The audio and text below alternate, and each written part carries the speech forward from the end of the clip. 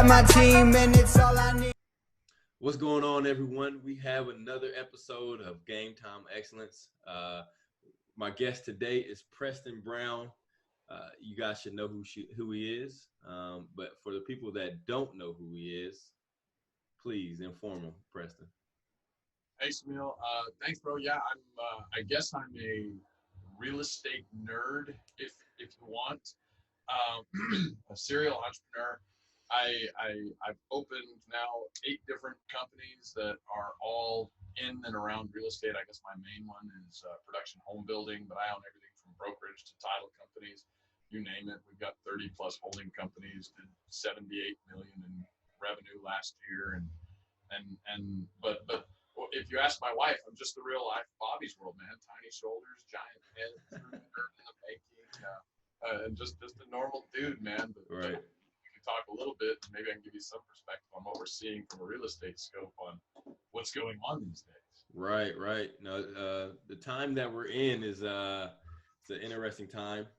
It's a lot of change going on for a lot of people, and for the people that this is only my second episode. So for the people that don't know who I am, I'm a former NFL athlete, played for the Dolphins, Patriots, Bills, Bears, and we don't talk about the team I played for a week. So I'm not gonna even mention them.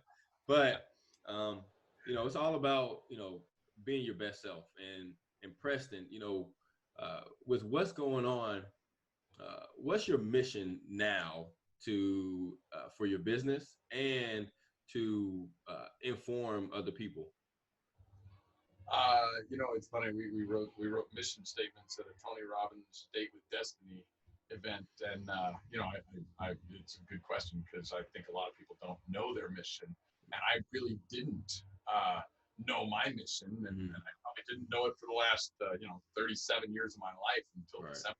If you guys haven't been to a Tony event, you got to go. You got to. Love is my mission. I think passion is my path. I mean, that's my mission statement personally. I've done well in business, and now I just want to connect on a higher level with other human beings and get to know them, see what journey they're on. My background is in psychology and in economics, so I've studied money and then people and what goes on with it.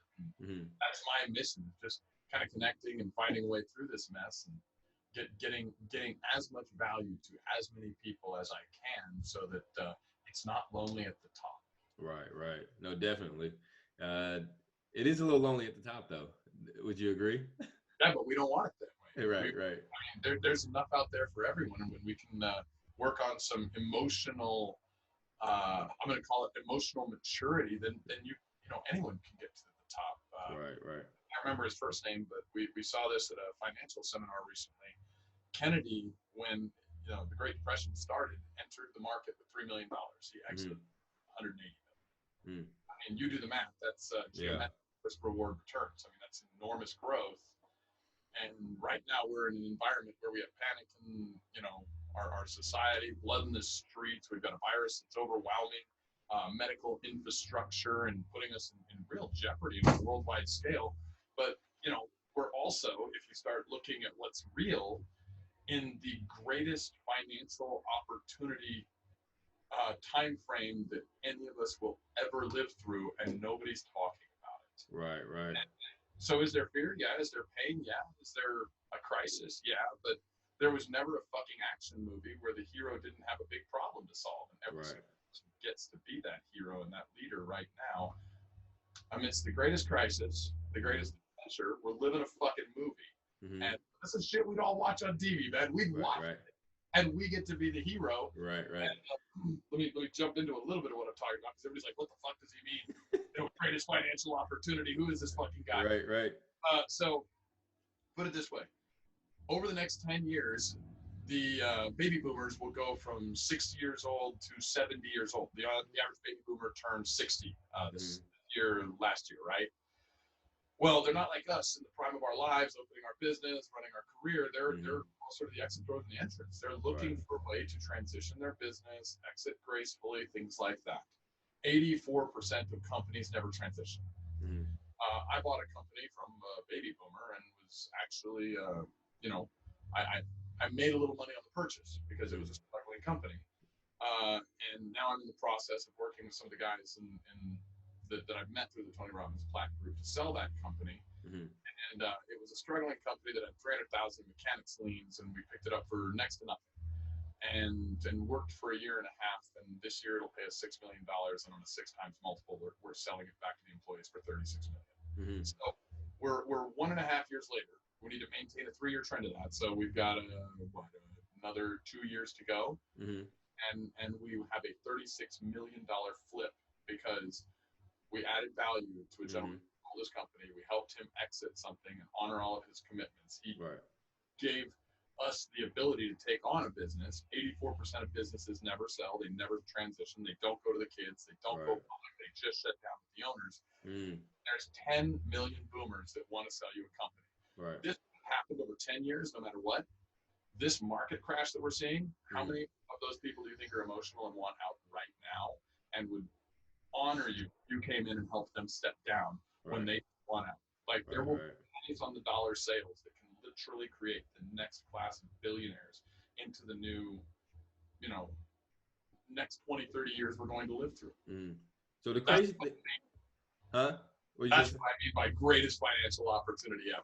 Yeah, I love it. I love it. And what I hear the numbers. I hear the crisis that we're in. I hear that, we can, this is a great opportunity for us. But the underlying thing that I hear right there is that I think is so cool is your mindset. Like you can either have two mindsets. You can have like a fearful mindset, like, man, I don't know what to do. I'm a panic. I have anxiousness. I'm stressed. And you can have a mindset where it's opportunistic and you can see like the growth and the chance and the opportunities. And how do you keep that mindset right now? So I'm an overly logical person, and throw my thought at you. You can either bet on the continuation of the human race, or you can bet against it. Now, here's the fun part about betting against it. If you're right, you're fucked anyway. Who cares? Here's the fun part about betting for it. If you're wrong, there will be nobody there to say, I told you so. All right. So why not just bet for it? Right. Like, if we look at every other major crisis that's ever happened, ever, shit went down. Right. Then it went up. Right. You're in a buy low, sell high environment right now. It's the best time to do the most basic and simple things you could ever do, whether you're buying stock, whether you're buying real estate, whether you're buying, companies from somebody that you're helping transition. But you boil it down to simplicity. You're either betting that the human race is going to be here in years, or you're betting that they're not. And to bet that they're not is just depressing. To bet that we are, that, okay, well, if I'm wrong, nobody's going to be here to fucking tell me so. And if I'm right, I literally focused on the right things. As Tony Robbins says, where focus goes, energy flows. Right, exactly. I'm going to turn this into potentially a multi-million or multi-billion-dollar opportunity where you can do anything in this world. I mean, you could literally change the entire world. Right. With maybe just the way that you focus, Right. No, focus is key. At the Tony Robbins event, you can focus on, you could put yourself in a depressed state if you wanted to. You could put yourself in a happy state, a joyful state if you wanted to, just in a second, and but have you always been like this? Have you always had this type of mindset, like since you were born? So, no. And if you find somebody that has, then we need to start cloning that fucker. We'll call Scotland, make sure they don't relegate it to sheep. Right. But I think I've always had a motivated mindset. My mother, when I was a kid, she used to drill into me. She used to say, "Hey, I didn't do great in school, despite the big head and the tiny shoulders. I wasn't that brilliant." Okay. My mother would say, you need to go figure out that teacher's game. There's always a game. Learn the game and learn how to win. Learn the game and learn how to win. That became my mantra for life. It really helped me grow in business. Can you say it one more time? Say it one more time for him. My I guess, primary question in life, built in by my mother when I was a kid, and she was honoring me, she helped me with it, was what is the game and how do I win? So I was always looking for the rules. I was always looking for the hack. And I was always looking on how to beat the rules with any different person I was working with.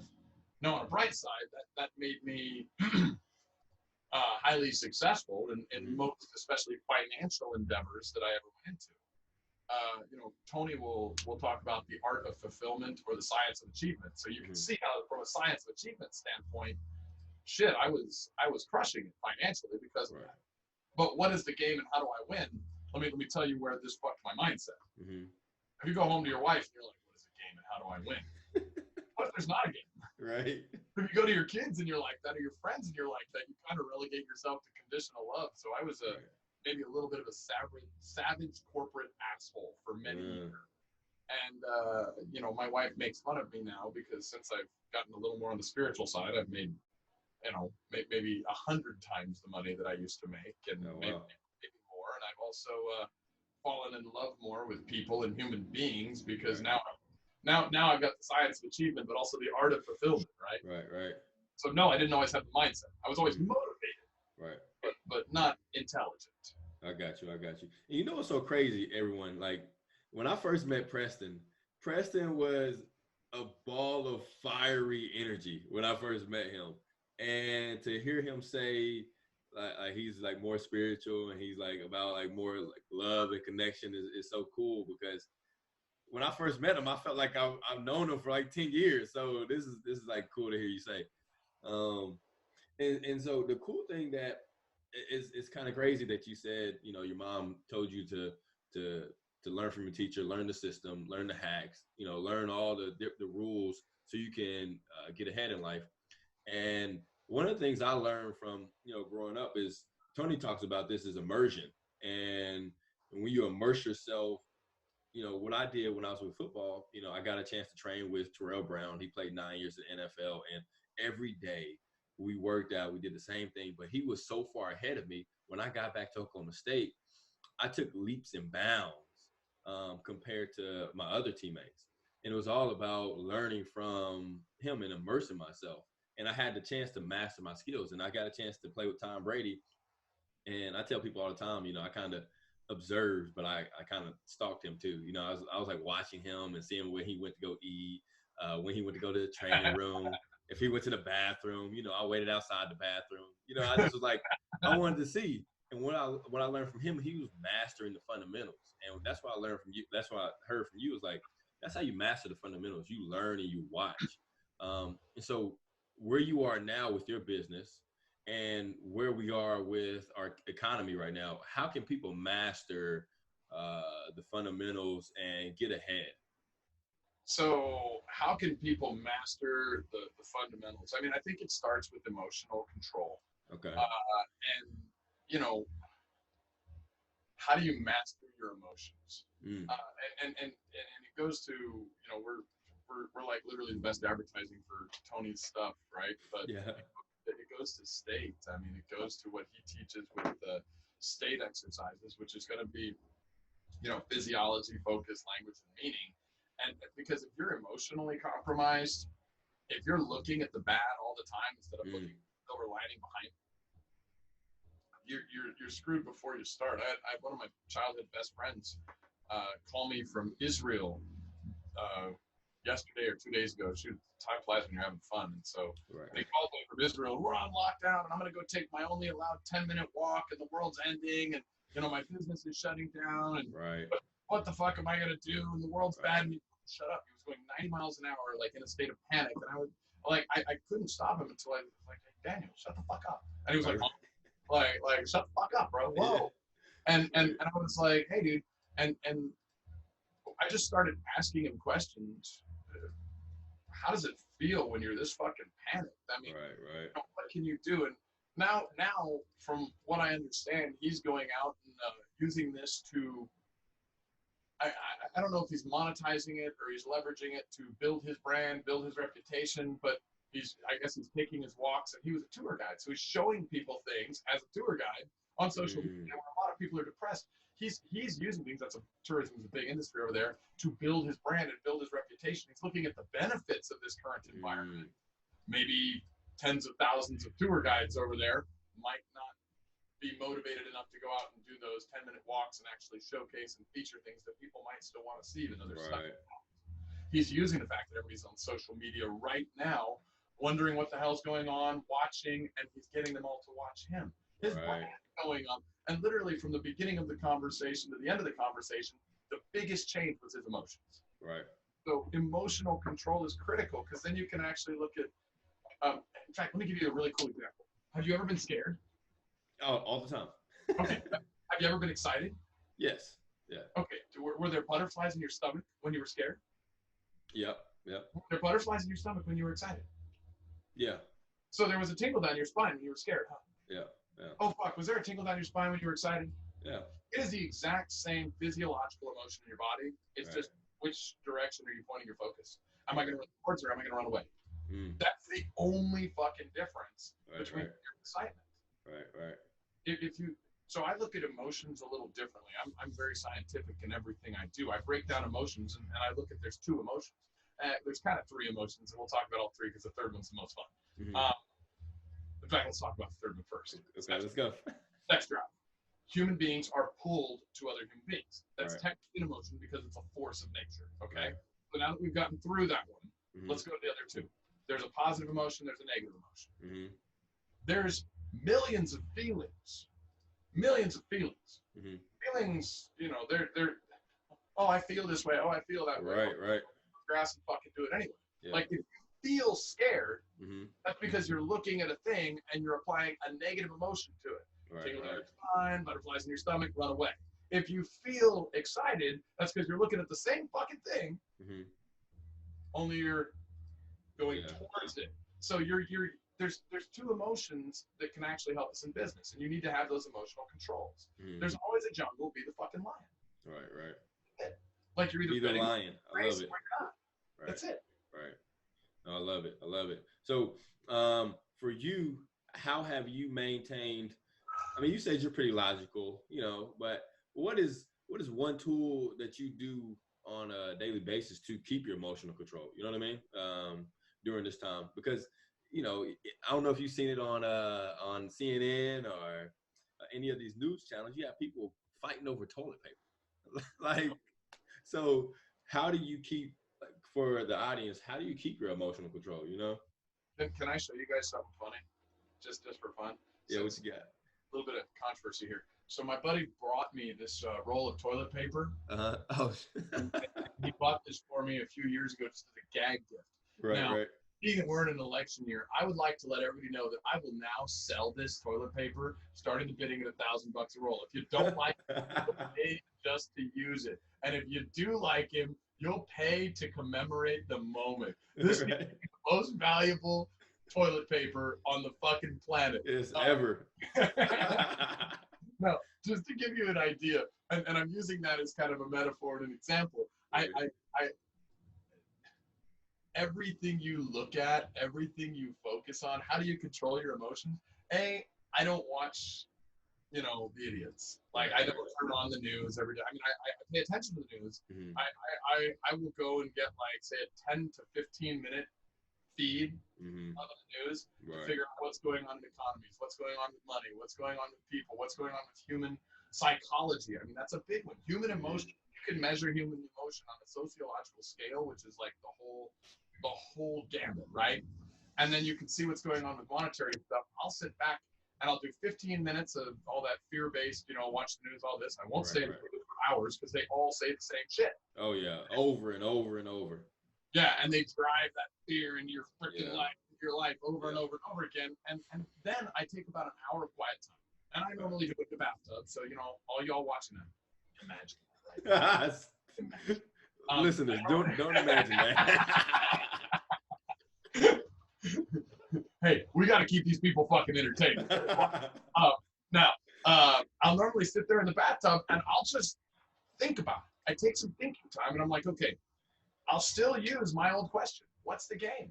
How do I win? But I'll also use my new question. How can I have some fun in this moment? How can I make this positive? How can I show love? How can I be engaging?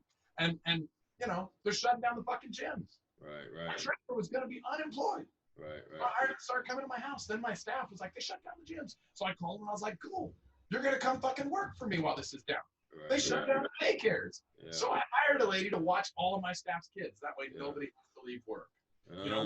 Zones. Everybody's like less than 10 people in any one zone. Right. There's no gatherings over 10. We're following all the rules. But Right. you emotionally control and then you find the good in it. Right. Find the good and use it. take some action. I mean, there's that cycle that Tony always teaches about: potential, action, results, belief. You know, depending on where you start, if you got no belief, you got no potential. If you got no potential, you got no action. You got no results. You got nothing to measure to create new beliefs, right? Right. Well, it's that circle that he always talks about. So if we look at it and we say, okay, well, let's go in there. All you have to do to start that cycle is jump into some fucking action. Whatever it is, good or bad, you'll get a result. Right. Smoke cigarettes, you're gonna start coughing. Oh, this sucks. Maybe I shouldn't do more of that. Yeah. Right. And you gotta believe, ooh, they're bad. Or you smoke cigarettes, you get a head buzz. Right. Get a totally different belief. Ooh, they're good. I'll do more of that. I mean, either way, whether it's a positive or a negative, you get into that cycle. You can just take some fucking action. And if you can focus on any positive, you can take any action, you'll have something to measure, and all of a sudden, belief, potential, action, results. Belief, potential, action, results. It's a cycle. I'm always trying to get myself in that cycle, and then I try to simplify. You got mission, mindset, mastery, maintenance. I use faith, family, fitness, finance on a human side. I use culture, cash flow, competence, and clarification on a business side. I mean, so I love your 4 M's, bro, because I'm totally using them. I'm stealing them. You can steal mine too. But because I think that's brilliant for personal success. Right. You know, but here's one thing that's interesting. You can probably do this for the 4 M's too. I haven't analyzed it quite enough yet. But faith, family, fitness, finance, right? Say you got a family issue. What's going to happen if progress equals happiness and you want to start elevating all of these and I grab family?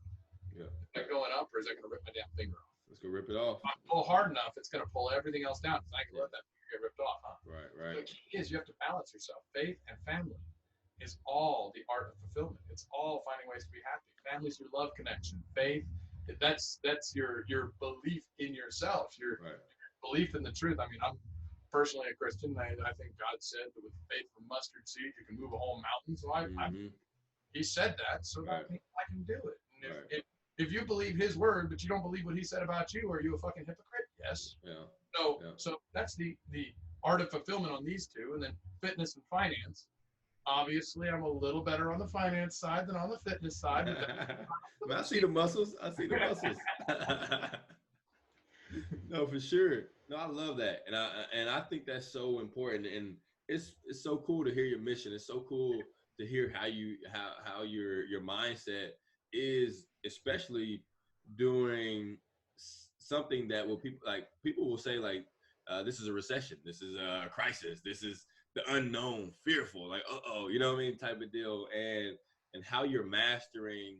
I see you on Facebook Live. You know what I mean? I see you on making messages on Facebook as well, because you're using this opportunity to grow your brand rather than staying stagnant. And during this period of time, you talked about if one thing is off, it'll pull everything down.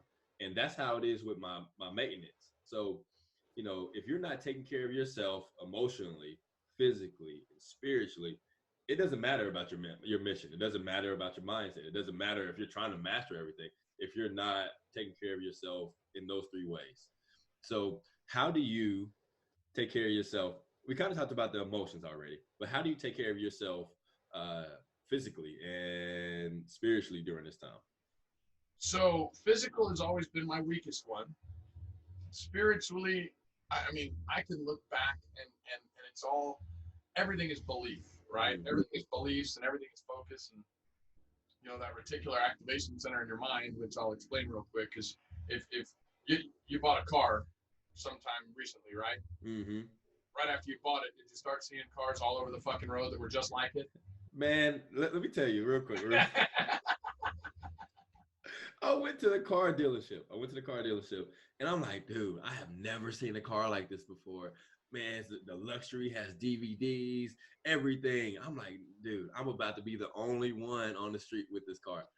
Get outside the parking lot, I see a car, white, basically the same car as me. I'm like, this is the dumbest purchase known to man, because I'm thinking I'm buying something that's brand new and nobody has, and clearly 20 other people have in my same neighborhood, So. Well, And what's cool is everybody else sees your car and they never see them, so they do think it looks cool. But because you've already committed to it, you're now seeing them everywhere. That's the reticular activation system. That's when Tony says, where focus goes, energy flows, right? Yeah. So that tying that in, for my fitness, for that, I had to literally give it some focus, right? And so it's creating beliefs, it's creating leverage, right? And so I just started trying to apply the same scientific principles that have worked for the other parts of my life. I believed I could do anything in finance. But I'd always been this like super scrawny, and I'm still skinny, but now I'm a little less scrawny. Like imagine these, which like I'm still small, but imagine this in like a good 2 inches each, bro. Right. Like I was like cut off here. I look like just, you remember? I look like a damn head. And it's like, it's got like 6 feet of neck. He's a lollipop. Holy shit. Right. Really that sweet. But I had to create beliefs around the same stuff, man. And so, one of the things I did was I got like this little aura ring, which just syncs to my phone and starts giving me analytics because I'm an type. So I was like, oh shit, I haven't walked enough. Well, that forced me to go out and walk because I'm an overachiever by nature. Right. I'm going to go do some shit. I'm not going to let anything tell me. And when it's a computer telling you, when it's a computer system with a formula telling you, you have no fucking choice. You're like, damn it, I got to go. Right. And now I've created a ritual that's driving my life. Okay. You know what I mean? And rituals, so that's how I hit the fitness side and just started getting myself in shape and raising my standards. Well, all of a sudden, I had more energy. I could play more with my kids.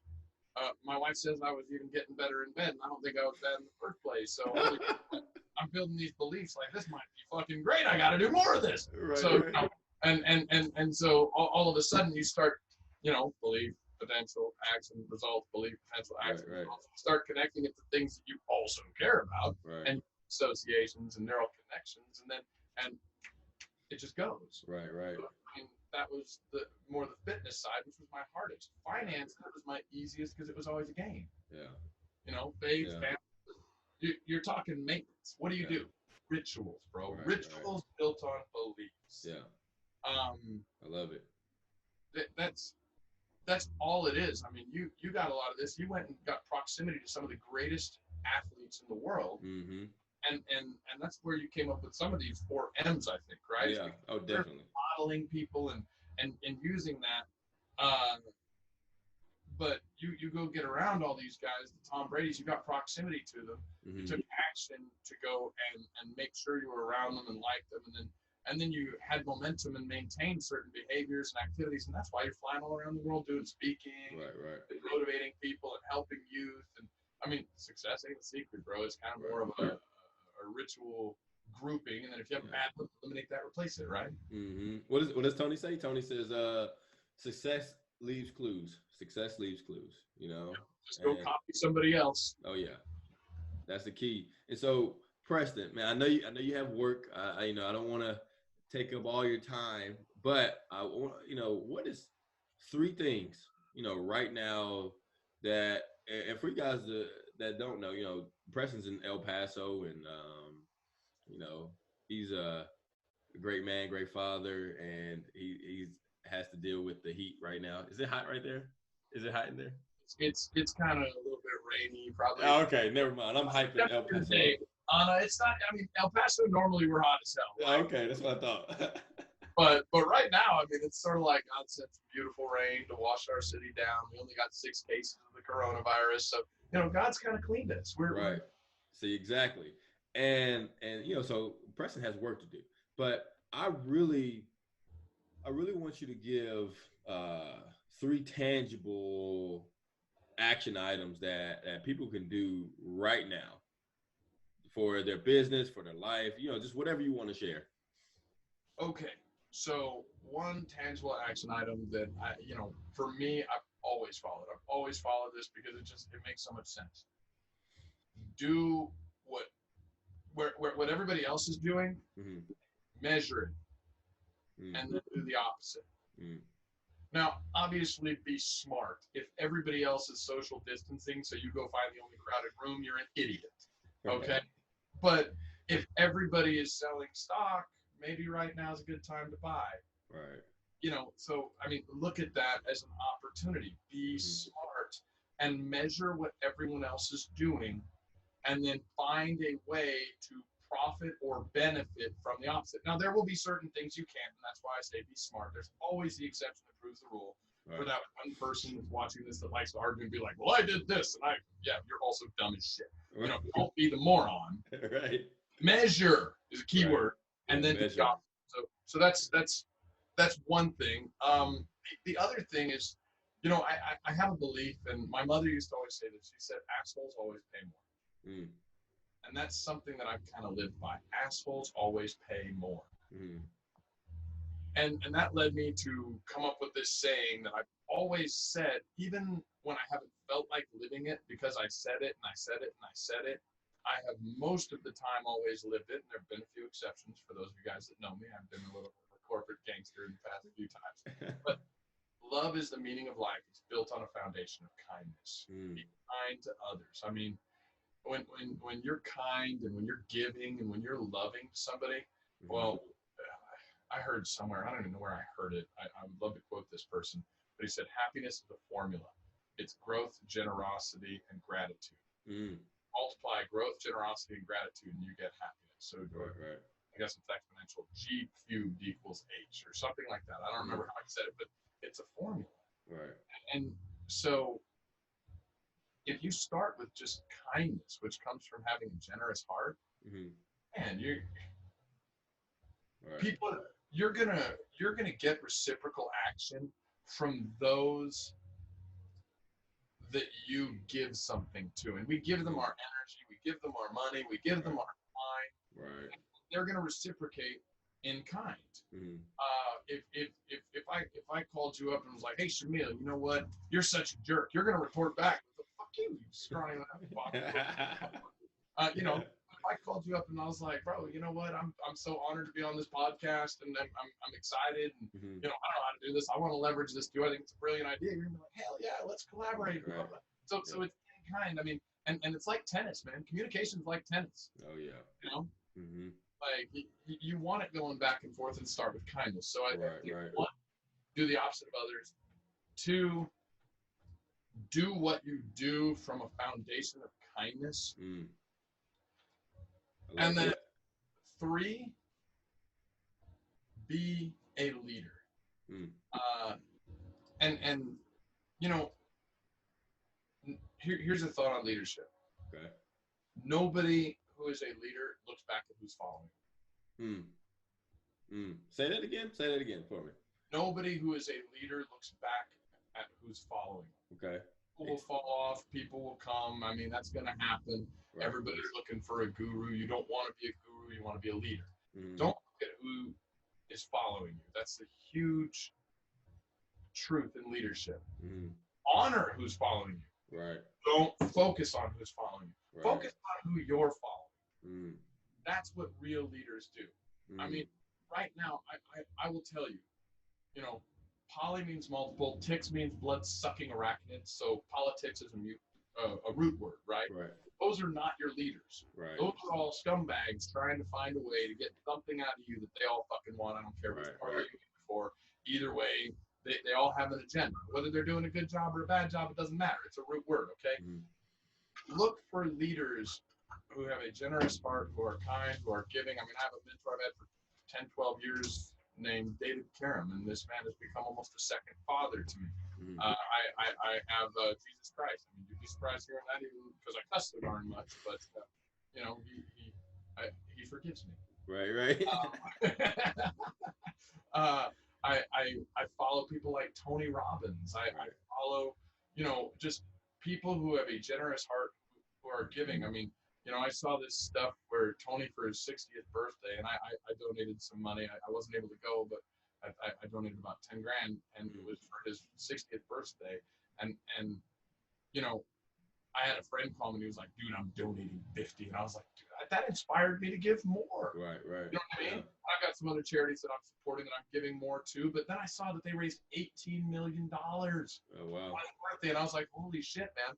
We need to up our standards. We need to up our game. So when you follow good leaders who come from a position of kindness and generosity and love Mm-hmm. for their community, because that's what you have to have for your community: kindness, generosity, and love. Right.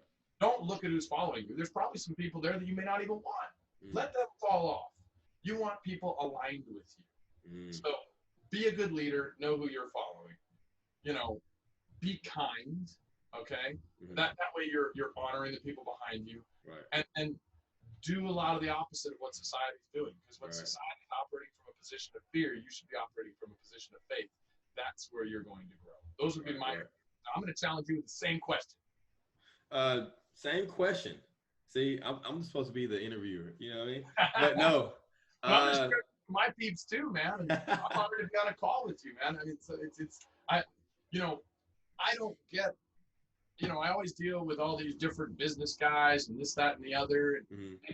And you're a business guy, but you came from a sports guy world where that's tough as nails. So you've seen some of the greatest athletes in the world, and you had to go and perform with the best of the best of the best every day of the week. Right. Now you're touring the world, speaking, helping youth, helping Mm-hmm. people. I mean, from that sports mentality, I want some of our youth to hear what you say, because it's going to be a very unique perspective, but I'd be maybe at least a little bit suspicious that it has some similarities to what we nerds think.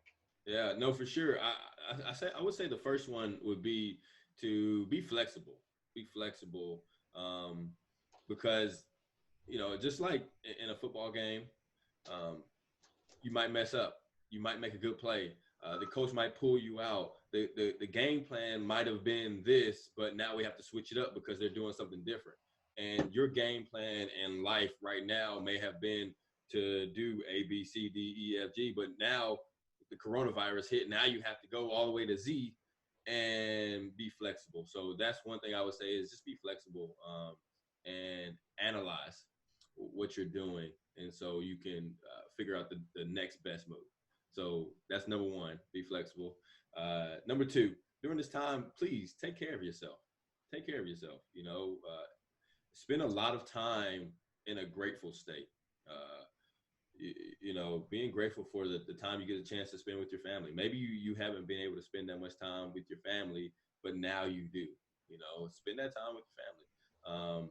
Think about what you do have: the roof over your head, the food to eat, the clothes on your back, just the little things. Shoot, I remember one time when I was in middle school, I shaved off my eyebrows on accident. I didn't do it on purpose, but be grateful for like little stuff. Like you have, bro. Come on, get in on that with that story. Come on, man. Okay, so my dad and my brother always make fun of me, but so back in the day, it was cool to have like slits in your eyes. Like right here.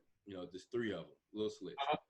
And my brother Shannon, I looked up to him. I idolized him. I'm like, man, I want to get slits too, like him, man. I want to do it. So I had some clippers, and I'm like, man, I'm in the bathroom. I'm like, I did one slit really good. I'm like, yes, I got this.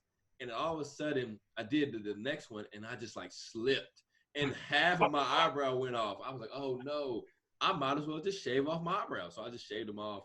And the next like 2 weeks, I told people my sister did it. So to everyone that's watching, my sister didn't do it. I did it myself. So that was a story. And this to your sister, be like, I apologize. Yeah, I'm blaming everyone, but yeah. So be grateful for that, because you look weird without eyebrows. You look really weird without eyebrows. So be grateful for little things. So flexible, be grateful, and then the last thing is, look, this is a great opportunity to network. A lot of people have more time than they ever had before. They're at home, they're working from home, or they're at their business. They're not able to do as much as they normally do. But send out an email, ask a question, see if you can do a podcast, see if you can interview them, see if you can understand and learn the systems and the hacks that they did, and see if that you can add value by hearing their challenges and then supporting them. So flexible, be grateful, and please network, because for me in my life, I found mentors, just like you said, like, look who you following. Every level of my career, middle school, high school, college, NFL, I found people who were where I wanted to be and tried to add value to them and get underneath them and learn. And once I did that, I found myself growing at a faster rate than I would have on my own. So that's my 3 lessons. So being flexible, being grateful, and please network. Find some people who you can follow and learn from and add value to their lives as well. Yeah, I love that because, and I love that you hit take care of yourself, but which is even more than being grateful, but it's like also taking care of your body, your mind, your soul, Right. good as well. The flexibility, super important, and network with others. I mean, that's like finding the opportunity, man. It's cool because like the business nerd and then the jock, in high school, dude, we had nothing in common, and all of a sudden now we're all on the exact same page. Isn't it funny how we all get aligned? Yep. No, it's always crazy. And when I go into high schools and I speak, and I had a kid ask me one time. He said, would you ever consider yourself a nerd, or because I like watching anime? That's what he said. And I was like, man, stop putting yourself in these boxes, man. Like, because at the end of the day, you could be a nerd and a jock. You could be a dog lover and a strong Republican. I don't know. You could be all types of, it's whatever it is. You can love this. Be who you are and get out the box of whatever somebody puts you in. And I think as leaders, I'm on a little tangent right now. Sorry, but I think as leaders, we need to stop putting glass ceilings on people. A lot of times, I've had coaches, I've had just random people I might meet, put a glass ceiling on my potential, and instead of inspiring me to go past that ceiling and be more than who I ever thought I could be. So I think that's interesting. As a leader, real quick, how do you inspire your people and not put a glass ceiling on them? How do you do that? So that's kind of why I studied psychology, and I didn't realize this when I was studying, and I think I was trying to figure myself out. But now I'm very grateful that I did, because everybody is so the same, but we're all so different. Mm-hmm. If that makes sense. And so what's going to inspire somebody is what already inspires them. Mm. And so you can have one person that's motivated by this, and we can go through a myriad of different things. Like there's going to be people that I'll give you an example. How do I give you an example? I had a girl come to me for coaching. This is 3 or 4 months ago now. And she's a real estate agent. She came to me and she said, I need to figure out a way to make more money.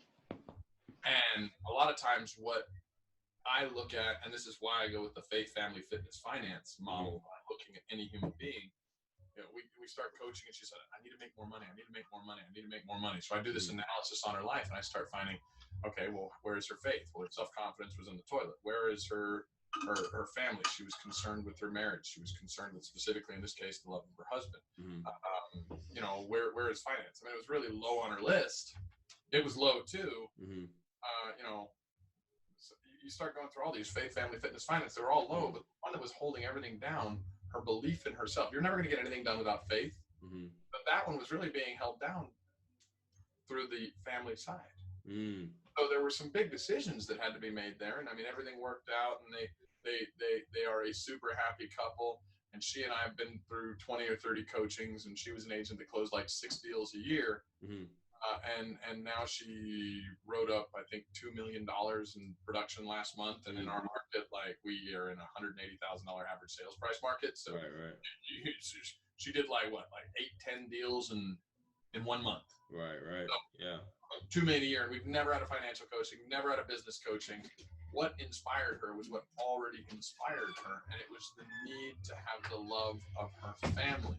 Mm-hmm. And so once we fix the pain points, because you can find what inspires somebody, because it's either the thing that drives them the most, or it's the thing that's hurting them the most. It's one or the other. And right. So I'll look at every specific person, and I just kind of say, okay, well, where are they weighted down? What's lifting them, and what's pulling them? Because life is push-pull, right? And if what's holding them back, because that's normally what it is. Most people are not motivated by pleasure. Most people are motivated by pain. Right. If I go take $100 out of your pocket, you're going to beat the crap out of me. If I tell you could do these 20 different things, right, which is less work than beating the crap out of me to get $100, you're not going to do it. You're going to be Right. like, 20 fucking things. Right. But I didn't want to beat your ass if you took my money, right? Right. So it's all motivated by pain, at least for the most part. And when we found out what was motivating her to go into these negative emotional states and pulling her down, that same thing could motivate her towards positive emotional states. Right. And when you have those emotional controls, because, you know, what we think and what we believe, it's all really driven by our emotions. So when we can start driving our emotions, we can start motivating anyone. Right. And the person that I ever used all these hacks and tactics on, because what's the game, how do I win, was myself. Right. Start figuring out, oh shit, well, you know what I need to feel good is this. Mm. And for me, it was always finance. So I felt good in finance. I was like, well, if I could fucking do this, I could do this and this and this and this. Right. And that made me a better father. It made me a better husband. It made me, you know, more self-confident to be able to go out and get a trainer and get into the gym and basically get a coach, frankly, because I was never going to go to the gym and naturally know what the fuck I was doing. Lifting heavy things did not sound good to me. You know what I mean? You know, but I got a coach to help you where you're weak and get somebody strong. But what motivates them is what's already motivating them. Right. And it's motivating them in a positive or a negative. We talked about the emotions. Right. Negative emotion or a positive emotion. Tingle down your spine, butterflies in your stomach. Are you going forwards? Are you going away? So when you find the emotion and where their focus is, and when you find what already motivates them, and really for most people that watch this, I'm speaking to you. I'm not speaking for how to lead your team. I'm speaking to you guys. Yeah. You'll never lead a fucking team until you do this to yourself, because people can read right fucking through you if you're fake. Yep. And how you lead yourself is important. Yeah. Most people that are watching this, and I love you, and I'm not knocking you, and I don't judge you, but you're out there and you're probably on social media and you're talking about leadership and you're saying this and you're saying this and you're saying this, but you're not living it. You're fucking talking it. You're repeating somebody else's stuff, and there's nothing wrong with repeating somebody else's stuff. Steal any of mine, steal any of Shamiel's. I mean, if it lights the world up and lifts it up in a better place, I don't think any of us mind. I mean, I use Tony's stuff all the time, but I also try to live it. Right. Go be an actual leader. Use this on you, because then people will follow you. That's what the law of attraction is. Right. So for most people, I'm not telling you a way to motivate others. I'm telling you a way to motivate you. Find what already motivates you, and it'll get you to the next level. And you know what's going to motivate others? Being inspired. Everybody wants to be around somebody that's doing things. You know, right now there's thousands of people that directly or indirectly, or now I can't even talk, or indirectly work for me here in El Paso. Right. And a lot of them are like, oh, I'm just here for Preston. Bullshit. You're here for you. You're here for what you can gain, and you're here to find out what is that secret, what is that formula. And a lot of them listen to this and are really crushing it in life, and a lot of them are still waiting for me to tell them a fucking secret. It's not a secret. Find out what will follow you. Right. No, I love that. And I think that's a great way to end this, Preston, man, because it's all about everything that we said: mission, mindset, mastery, maintenance. At the end of the day, you know, we could throw away all the F's and the P's and the M's and the G's and all that stuff. What it's really about is leading yourself and motivating yourself and inspiring yourself. And when you do that, you can inspire the world. You can, not even the world. Let's start over. When you inspire yourself, you can inspire your family. And when you inspire your family can inspire your community, and your community can inspire the United States, and the United States can inspire other countries. So we can make a great impact just by leading ourselves and inspiring ourselves to do what we're called to do. So here's one thought to throw onto that, just because I want this to compound and fucking stack for everybody. A real close friend of mine always says charity starts at home. Okay. So if you want to change the whole world, it's a beautiful goal. It's a beautiful thing to want. And it can be a mission that can drive you. But you will never change the whole world. They will never do what you say. Your children will never become what you want them to be. They will become who you are. Right. And so charity starts at home. Give to yourself first. Give yourself that motivation. Everybody will flock to follow what's making it work for you. I mean, right now we're in the middle of a fucking crisis, and you and I are having fun, and we're smiling, and we're joking about social distancing, and people are gonna watch this and be like, "Wait, why aren't they scared?" Right. You know, we're not unconscious of what's going on. Right. We just see a better path, and hopefully people follow. Hopefully they see the wisdom. Brother, thank you so much. This has been a privilege, man. Oh yeah, no, awesome. And everyone, where can people find you, Preston? You know, if they wanted to, I don't know, if on LinkedIn or, you know, something like that, where can people find you? Hold on. So can I tell you a quick funny story before we end? What's that? All right. So I've always been really behind the scenes. Uh-huh. You know, my coach recently was like, "Hey, you know, you're behind the scenes," and I had this like, you know, this Darth Vader personality. Somebody made that for me because I had this Darth Vader personality because nobody would know who the fuck I was, Right. unless they were literally in an industry where I opened a business and my business came and like shrank every other company in that industry. All my companies are pretty much industry leading, and so. One day I walk into a real estate organization where new agents go and they get signed up and all of this. And I meet a new agent. I'm like, hey, welcome to the industry, man. Do you know where you're going yet? Do you know what you're going to do? And he was like, well, I really like this company, this company, this company. My favorite is this company. He mentioned mine, Summits Realty. But I'm not sure about the owner. And I was like, okay. You didn't know I was the owner. Yeah. I was like, oh, you know, you're talking about Preston? Right. And he's like, oh, yeah, I'm not sure about him. I heard he made his money in drugs. And this was like, a point where I was like, oh my God. Right. Oh my God. Like, that's fucking beautiful. Yeah. And so I'm talking to my coach, one of the people I'm following, and she's Hold like, on, Preston. I was not expecting you to say, this is beautiful. I thought she was about to say, this is insane. I got to change it. I love you, man. And I looked at this shit, and my coach says to me, if a lion doesn't tell his story, the hunter will. And I realized my competitors had been like painting this picture of me as the fucking devil. And my customers loved me and my people loved me. And we were adding value and we were creating wealth and we were helping a lot of people on their journey. And all my competitors are like, he's the devil, which really means they're antiquated and they're failing in what they're doing. But I am now on social media. I have a very underpopulated, what are the account? Hold on, let me grab Anna. I have a social media manager with me. Anna, come over here.